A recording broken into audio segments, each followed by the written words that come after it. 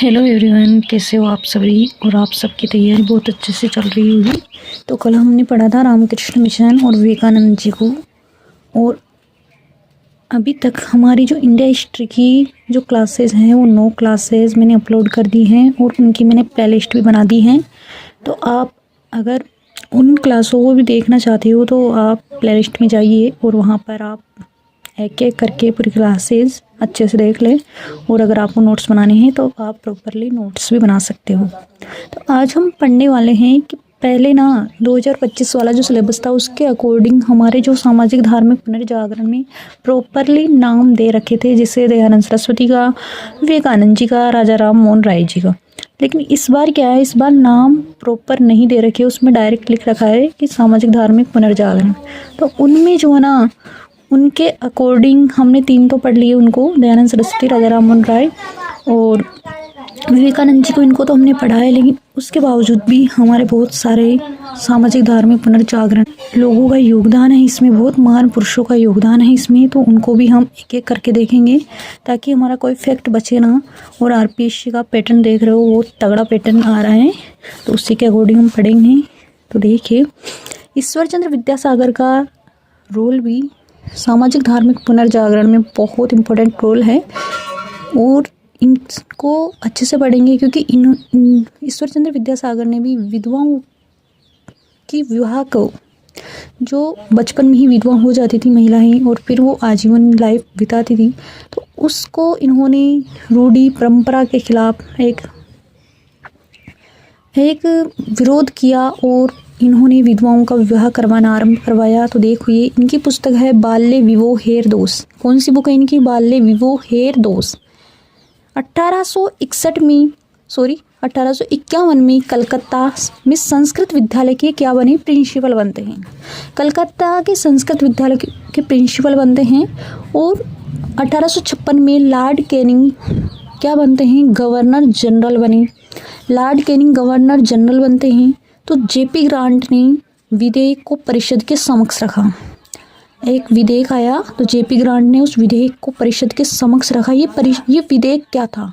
ये विधेयक ये था कि जो है विधवाओं का विवाह है वापस दोबारा करवाना चाहिए ताकि समाज में वो एक नई जिंदगी वापस दोबारा जी सके। तो देखिए, 16 जुलाई 1856 को पारित हुआ। जो जेपी ग्रांट ने विधेयक को परिषद के समक्ष रखा था वो पारित कब हुआ? 16 जुलाई। और उसके 10 दिन बाद 26 जुलाई 1856 को ये कानून बनकर एक्ट बन गया। मतलब कानून बन गया, एक्ट बन गया, लागू हो गया। अब क्या हुआ, जब ये कानून बन चुका था तो पहला विधवा जो विवाह हुआ वो कलकत्ता में हुआ, क्योंकि कलकत्ता में कानून बना था, ये कलकत्ता में हुआ। और उसका नाम क्या था जिसका विवाह हुआ? तो कालीमती देवी और श्री चंद्र विद्यारत्न का विवाह हुआ 1856 में हुआ। ईश्वर चंद्र विद्यासागर के प्रयासों से पहला विधवा विवाह है कलकत्ता में कालीमती देवी श्री चंद्र विद्यारत्न ने 1856 को संपन्न हुआ। तो ये हैं ईश्वर चंद्र विद्यासागर के इम्पोर्टेंट फैक्ट। अब देखो, दक्षिणी भारत में प्रमुख धार्मिक सुधार कौन कौन से कार्यक्रम हुए उनको भी हम अच्छे से पढ़ सकते हैं और हमें इनको एक हिंट के थ्रू याद रख सकते हैं, क्योंकि पूछा जा सकता है, कई बार पूछा जाता है। जैसे वेद समाज की स्थापना किसने की, कहाँ की? तो देखिए, वेद समाज की स्थापना होती है 1864 में। कहाँ पर होती है? मद्रास में। किसने की? केसरीधरालू नायडू और केशवचंद्र सेन ने। केसरीधरालू नायडू और केशवचंद्र सेन ने वेद समाज की स्थापना की 1864 में मद्रास में की। और बाद में ये आप याद रखो तो सही, नहीं तो कोई डोंट वरी। तो 1871 में ब्रह्म समाज ऑफ साउथ इंडिया कर दिया, यानी कि दक्षिण इंडिया का ब्रह्म समाज इसका नाम कर दिया था बाद में 1871 में। Theosophical society. अब देखिए, थियोसॉफिकल सोसाइटी की जो स्थापना कब होती है? तो 1875 में होती है। कहाँ पर होती है? न्यूयॉर्क में होती है। न्यूयॉर्क कहाँ पर है भाई? अमेरिका में है। कहाँ पर है? अमेरिका में। तो 1875 न्यूयॉर्क में इसकी स्थापना होती है 1875 में। और आपको इस हिंट को देखकर एक याद आ रहा होगा कि दयानंद सरस्वती ने भी 1875 में कौन से समाज की स्थापना की थी? आर्य समाज। कहाँ की थी? बम्बई में। तो आपको ऐसे ही रिकॉल करना है, याद करना है, ताकि वो चीज़ें वापस आपको याद आए। तो देखिए स्थापना किसने की? तो रूसी महिला थी। रूसी महिला का नाम क्या था? Henry Blavatsky. और अमेरिका के कौन थे? General Henry Olcott. तो हेनरी ब्लावत्स्की ने और हेनरी ओलकोट के प्रयासों से थियोसॉफिकल सोसाइटी की स्थापना कहाँ पर होती है? न्यूयॉर्क में 1875 में। अब आती है सेंट्रल हिंदू कॉलेज की स्थापना कब होती है? तो देखिए सेंट्रल हिंदू कॉलेज की जो स्थापना होती है वो 1898 में वाराणसी में होती है। वाराणसी कहाँ पर पड़ता है? यूपी में। और आर्थर रिचर्डसन इसके प्रथम आचार्य माने जाते हैं। आर्थर रिचर्डसन जो है प्रथम आचार्य थे। फिर बाद में 1916 में मदन मोहन मालवीय ने इसका पदभार संभाला। तो आपको ज़्यादातर याद रखना है कि जो सेंट्रल हिंदू कॉलेज की स्थापना है वो कब होती है? 1898 में वाराणसी में। आर्थर रिचर्डसन इसके प्रथमाचार्य थे। 1916 में मदन मोहन मालवीय ने इनका पद संभाला। फिर आता है रामकृष्ण परमहंस। रामकृष्ण परमहंस को देखते हुए आप समझ गए होंगे कि कौन है। ये हैं स्वामी विवेकानंद जी के गुरु। इन्होंने स्वामी विवेकानंद जी का क्या नाम रखा? तो विदिशानंद नाम रखा था। देखिए ये क्या थे कि दक्षिणेश्वर में काली मंदिर के पुजारी थे। काली मंदिर के पुजारी। बचपन का नाम क्या था इनका बचपन का नाम था गद्दाधर चट्टोपाध्याय।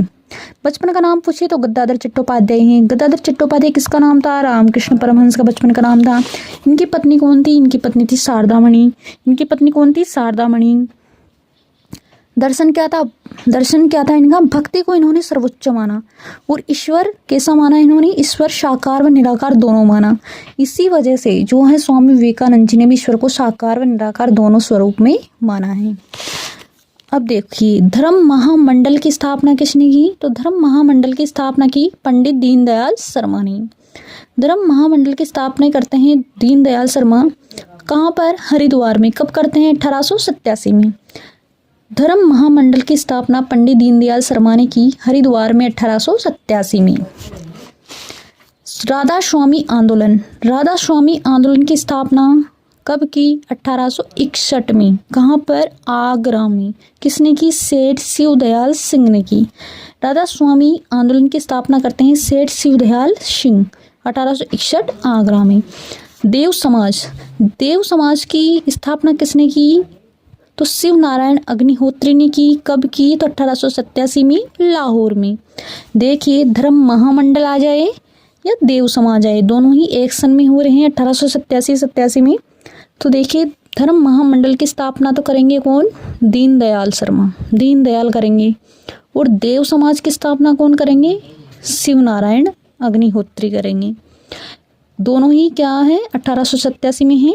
जो देव समाज है वो लाहौर में होती है स्थापना, जबकि धर्म महामंडल की हरिद्वार में। अब आपको ऐसे समझ में आ रहा होगा क्या इनसे क्वेश्चन आएंगे। तो देखिए पहले एग्जाम में जो है प्रीवियस एग्जाम में ये क्वेश्चन आ चुका है, पूछा जा चुका है कि सेवा समिति की स्थापना किसने की थी।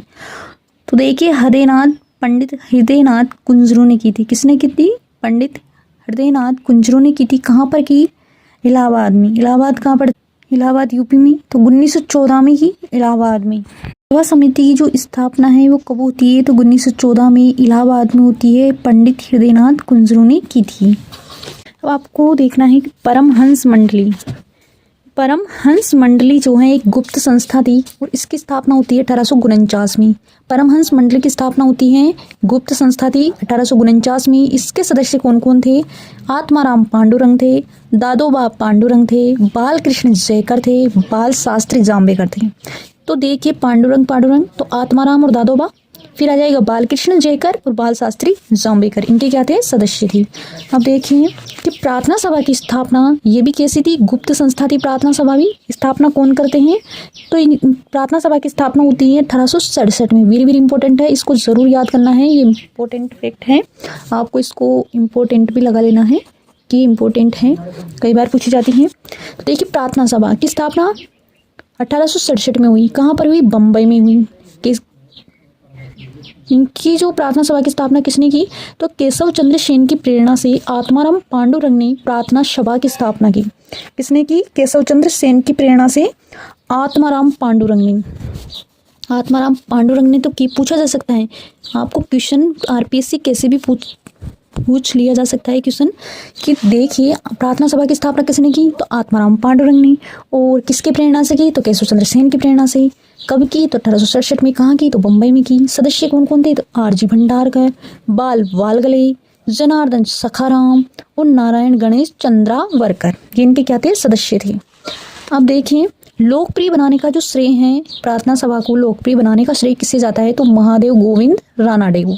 तो इसमें आप और नाम याद करो या मत करो, लेकिन दो नाम जरूर याद रखना कि देखिए प्रार्थना सभा की स्थापना पूछे, अगर ऑप्शन में आपको दोनों दे रखा हो ऑप्शन के, आत्माराम पांडुरंग और महादेव गोविंद रानाडे, तो आपको ये दोनों ऑप्शन में करने हैं, क्योंकि इनका श्रेय भी वेरी वेरी इंपॉर्टेंट है, क्योंकि इन्होंने लोकप्रिय बनाने का श्रेय जाता है इनको। 1887 में, यानी कि 20 साल बाद, बम्बई में गोविंद रानाडे और रघुनाथ राव ने प्रार्थना सभा तथा साधारण ब्रह्म सभा का विलय कर दिया। किस किस का, प्रार्थना सभा का, साधारण ब्रह्म सभा का विलय करके क्या बना दिया, भारतीय समाज सुधार। भारतीय समाज सुधार की क्या की, स्थापना कर दी। भारतीय समाज सुधार सम्मेलन की स्थापना की। तो बस आपको ज़्यादातर तो इसमें जो पूछा जाएगा अगर मेरे अकॉर्डिंग, तो देखिए आपको प्रार्थना सभा की स्थापना किसने की, तो आत्माराम पांडुरंग ने की। लोकप्रिय बनाने का श्रेय महादेव गोविंद रानाडे को जाता है। किसकी प्रेरणा से, केशव चंद्र सेन की प्रेरणा से। कब की, तो 1867 में। कहाँ पर की, बम्बई में की थी। और इनके सदस्य पूछ ली जाए तो आरजी भंडारकर, बाल वालगले, जनार्दन सखाराम, नारायण गणेश चंद्रावरकर। अब देखो विधवा पुनर्विवाह संघ। विधवा पुनर्विवाह जो संघ है, इसकी स्थापना कब हुई, 1866 में। कहाँ पर, बम्बई में। अभी हमने जो पढ़ा था कि स्वतंत्र विद्यासागर ने जो विधवा के विवाह को लेकर जो पारित कानून बनाया, वो 1856 में पारित कानून बना था, लेकिन उसके 10 साल बाद 1866 में विधवा पुनर्विवाह संघ बना, बम्बई में बना। और ये किनके प्रयासों से बना है, तो विष्णु शास्त्री ने स्थापना की। अध्यक्ष इसके अप्पा साहिब थे। कौन थे, अप्पा साहिब। और प्रथम चांसलर पूछे तो आरजी भंडारकर थे। धोंदू केशव कर्वे 1916 में भारत का प्रथम महिला विश्वविद्यालय पूना में स्थापित है और जापान के मॉडल पर आधारित है।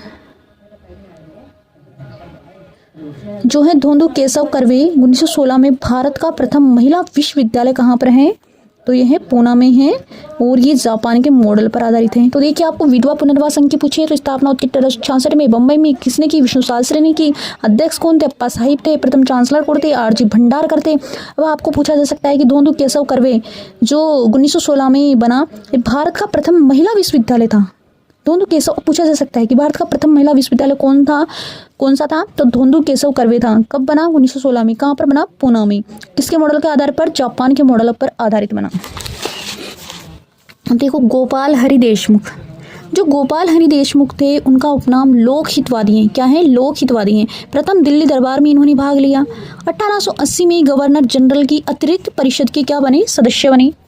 और उपाधि इन्होंने ली जस्टिस ऑफ पीस और राय बहादुर की।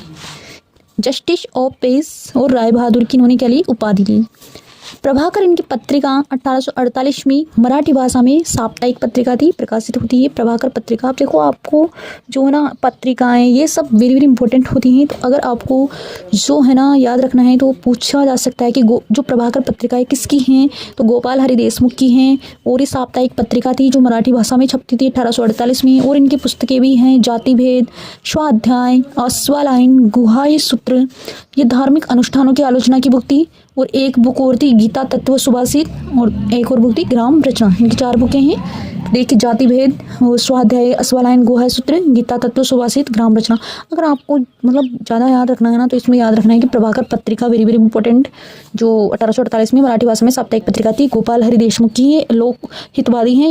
इन्होंने जो है प्रथम दिल्ली दरबार में भाग लिया था और 1880 में गवर्नर जनरल के अतिरिक्त परिषद के सदस्य बने थे। ये हैं। और गोपाल कृष्ण जो गोखले हैं servants of India. Gopal Krishna Gokhale ने सर्वेंट्स ऑफ इंडिया सोसाइटी की स्थापना की। कब की, तो 12 जून 1905 को पूना में की। भाई वेरी वेरी इंपॉर्टेंट है ये। गोपाल कृष्ण गोखले ने जो है सर्वेंट्स ऑफ इंडिया सोसाइटी की स्थापना कब की, तो 12 जून 1905 को। कहाँ पर की, पूना में की। कब की, 12 जून 1905 को। सर्वेंट्स ऑफ द पीपल आ जाए ना, द पीपल सोसाइटी आ जाए। देखो ऑफ के बाद अगर इंडिया आ जाए ना, इंडिया। तो इंडिया में कौन माने जाते हैं सर्वाधिक? गोपाल कृष्ण, है ना, गोपाल कन्हैया को सब मानते हैं इंडिया में। और द पीपल आ जाए ना, द पीपल, तो द पीपल ल द पीपल, ल से लाला लाजपत राय को याद रखना, द पीपल में ल है ना पीछे, तो इसको ल से लाला लाजपत राय को याद रखना। दोनों के नाम सेम सेम कंडीशन है, पर जो सर्वेंटस ऑफ द पीपल सोसाइटी की स्थापना तो लाला लाजपत राय ने की थी, जबकि सर्वेंटस ऑफ इंडिया की सोसाइटी की स्थापना 12 जून 1905 को पूना में गोपाल कृष्ण गोखले ने की थी। आपको हिंट के थ्रू याद रखना है। अब देखो प्रमुख सहयोगी कौन कौन थे जो गोपाल कृष्ण गोखले ने सर्वेंटस ऑफ इंडिया सोसाइटी की स्थापना 1905 को पूना में की थी। उनके प्रमुख सहयोगी थे विट्ठल रामजी शिंदे और नारायण मल्हार जोशी। कौन कौन थे? विट्ठल रामजी शिंदे, नारायण मल्हार जोशी। तो आपको याद रखना है कि रामजी नारायण दोनों, तो कौन कौन थे? रामजी और नारायण। अब देखो पारसी धर्म सुधारक संस्था, पारसी धर्म सुधारक जो संस्था थी, पारसी धर्म सुधारक संस्था कौन सी थी? तो रहनुमाई मजदायासन सभा, जिसका नाम है रिलीजियस रिफॉर्म एसोसिएशन। क्या नाम है? Religious reform association. स्थापना कभी 1851 में। कब हुई? बम्बई में। स्थापना 1851 में कहाँ पर हुई? बम्बई में हुई। अध्यक्ष कौन थे? नौरोजी फरदुन। इसके जो अध्यक्ष बने ना, रिलीजियस रिफॉर्म एसोसिएशन के अध्यक्ष बने नौरोजी फरदुन। सचिव बने थे दादा भाई नौरोजी। अब देखो आपको मतलब पूछा जा सकता है कि जो ना रिलीजियस रिफॉर्म एसोसिएशन के जो सचिव थे ना वो कौन थे? भाई दादा भाई नौरोजी। वेरी वेरी इंपॉर्टेंट, क्योंकि ये नाम हम जानते भी हैं। अब देखो पत्रिका में, पत्रिका कौन सी थी इसकी? जो पारसी धर्म सुधारक थी इसकी पत्रिका थी रस्त गोप्तार इसकी पत्रिका थी। अब देखिए सिख धर्म सुधारक संस्थाएं कौन कौन सी थी? तो निरंकारी आंदोलन चला, जिसका नेतृत्व दयालदास साहिब ने और दरबारा सिंह ने कहा। दयालदास साहिब, दरबारा सिंह। निरंकारी कौन होता है? मतलब कौन निरंकारी? तो जो दयालु होते हैं और जो दरबार में होते हैं, तो दयालदास दरबार में। अब देखो नामधारी आंदोलन किन किन ने चलाया, किन किन ने नेतृत्व किया नामधारी आंदोलन? बाबा राम सिंह, बालक सिंह। बाबा राम सिंह, वैसे बालक सिंह। सरिन सभा, सिंह सभा। सरिन का दो या सिंह सभा का दो। इसका उद्देश्य था हिंदू व ईसाईकरण को रोकना। अकाली लहर की शुरुआत हुई थी इसमें। अब देखो कि इस्लाम धर्म सुधारक संस्था कौन सी थी? तो वहाबी आंदोलन की शुरुआत किसने की थी? तो शाह वली उल्लाह दहलवी और अब्दुल अजीज़ ने की। दोनों ने मिलकर वहाबी आंदोलन की शुरुआत की। वह शाह वली उल्लाह दहलवी और अब्दुल अजीज़ ने। तो आपको याद रखना है कि उल्लाह दहलवी ऐसे अब्दुल अजीज़ दोनों ने मिलकर की। प्रमुख नेता कौन कौन थे इसके? तो शुरुआत दोनों ने कर दी। फिर प्रमुख नेता कौन बने? तो शाह मोहम्मद बने और मौलाना अब्दुल बने। शाह मोहम्मद और मौलाना अब्दुल। फराइजी आंदोलन के प्रवर्तक माने जाते हैं हाजी शरीयतुल्लाह व दुदू मियाँ। फराइजी आंदोलन के प्रवर्तक माने जाते हैं। फरीदपुर कहाँ पर है? बंगाल में इसकी स्थापना होती है। जो फरीदपुर बंगाल में यह आंदोलन चलता है, इसका नेतृत्व करते कौन है? हाजी शरीयतुल्लाह व दुदू मियाँ। देवबंदी जो आंदोलन है इसका नेतृत्व करते हैं मोहम्मद कासिम ननतवी व राशिद अहमद गंगोमी। कौन कौन करते हैं? मोहम्मद कासिम ननतवी, राशिद अहमद गंगोमी। 1866 में इस्लामिया अरबिया मदरसा स्थापित हुआ। देवबंदी आंदोलन के कारण जो है 1866 में इस्लामिया अरबिया मदरसा क्या होता है? स्थापित होता है। अहमदिया कादियानी आंदोलन, कादियानी गांव गुरदासपुर पंजाब में, और इसके जो प्रवर्तक थे वो थे मिर्ज़ा गुलाम अहमद। और जो ये आंदोलन है अहमदिया का दो या कादियानी आंदोलन कब हुआ? 1889 में पंजाब में होता है। और इनका जो नेतृत्व किया था मिर्ज़ा गुलाम अहमद। अहमद भी याद रख सकते हो आप, अगर पूरा नाम याद नहीं होता तो अहमद के कारण इसको अहमदिया आंदोलन भी कहते हैं और कादियानी आंदोलन कहते हैं। कादियानी गाँव होने के कारण पंजाब में हुआ। अलीगढ़ आंदोलन हुआ अलीगढ़ में, और सर सैयद अहमद खान ने किया। किसने कहा? सर सैयद अहमद खान ने। All India modern education conference की स्थापना कब होती है? 1890 में होती है। कब होती है? 1890 में। मॉडर्न सिविल सर्विस एसोसिएशन की स्थापना कब होती है? 1883 में। 1883 में।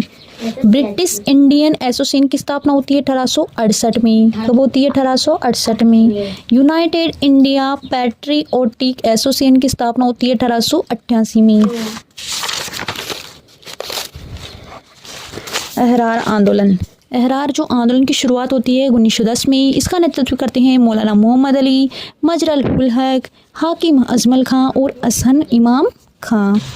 मोमडन लिटरेरी सोसाइटी की स्थापना होती है 1863 कलकत्ता में। और अब्दुल लतीफ़, ये वेरी वेरी इंपॉर्टेंट हैं और इनके बंगाल मुस्लिम के पुनर्जागरण का पिता कहते हैं इनको। अब्दुल लतीफ़ को क्या कहते हैं? बंगाल मुस्लिम पुनर्जागरण का पिता। मोमडन लिटरेरी सोसाइटी की स्थापना 1863 कलकत्ता में होती है। महात्मा ज्योतिराव फुले, महात्मा ज्योतिराव फुले 1887 में जन्म हुआ, 1890 में इनकी डेथ होती है। तो देखिए, जो ज्योतिराव फुले हैं इनके पूर्वज फूल बेचते थे, इसी कारण ये क्या कहलाए? फुले कहलाए। उपाधि 1888 में राव बहादुर वंडेरकर ने इनको महात्मा की उपाधि दी। वेरी वेरी इंपॉर्टेंट है कि ज्योतिराव फुले को महात्मा की उपाधि किसने दी थी? तो दी थी बहादुर वंडेरकर ने। इनकी पत्नी थी सावित्रीबाई, महात्मा ज्योतिराव फुले की पत्नी सावित्रीबाई। 1848 में पुणे में प्राथमिक विद्यालय की इन्होंने क्या की? स्थापना की। प्रथम विद्यार्थी थी सावित्रीबाई, इनकी पत्नी ही इनकी प्रथम विद्यार्थी थी। भारत में अछूतों का प्रथम विद्यालय चला था ये, अछूतों का प्रथम विद्यालय था ये। रचना ज्योतिराव फुले की रचना कौन कौन सी हैं? तो गुलामगिरी 1873 में लिखी, दीनबंधु 1877 पुणे में दीनबंधु।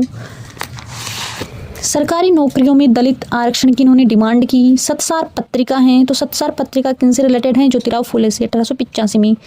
शिवाजी ला पावड़ा 8 भाग में इनकी बुक हैं, शिवाजी ला पावड़ा। सार्वजनिक सत्य धर्म अंतिम पुस्तक थी इनकी।